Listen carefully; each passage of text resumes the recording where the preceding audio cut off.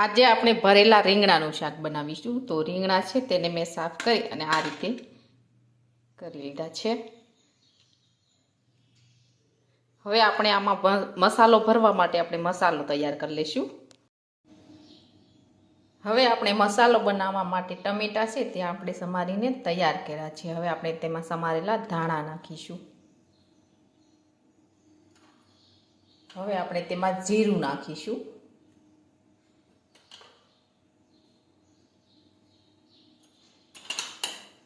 હળદર નાખીશું।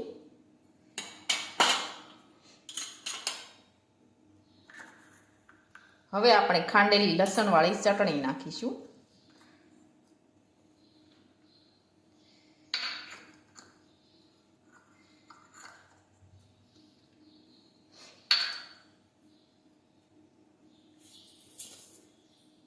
હવે આપણે ખાંડ નાખીશું।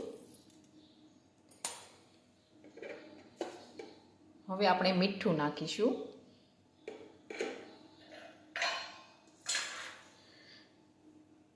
હવે આપણે શેકેલો ચણાનો લોટ છે તે નાખીશું થોડો।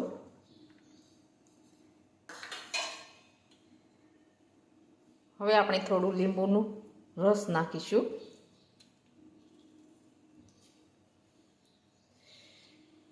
હવે બધો મસાલો છે તે આપણે મિક્સ કરી દઈશું।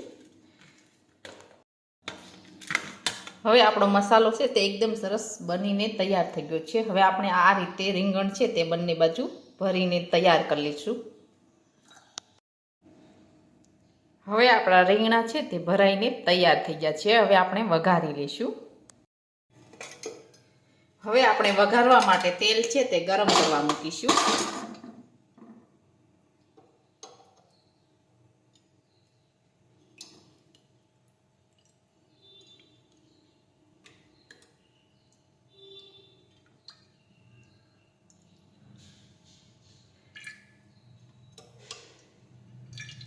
હવે આપણે તેલ છે તે ગરમ થવા દઈશું।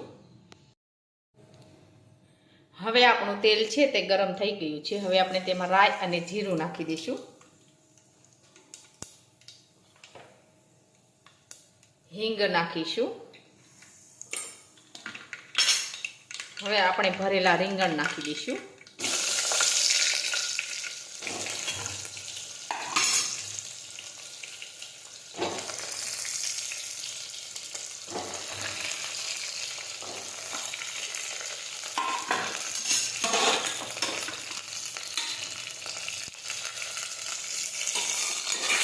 હવે આપણે સાતળી દઈશું।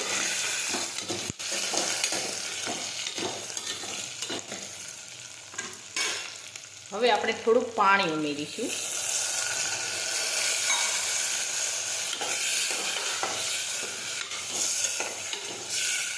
હવે આપણે કુકરનું ઢાંકણ છે તે બંધ કરી દઈશું।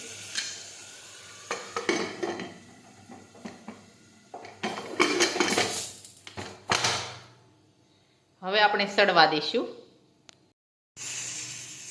હવે આપણું શાક છે તે સડી ગયું છે। હવે આપણે ગેસ છે તે બંધ કરી દઈશું।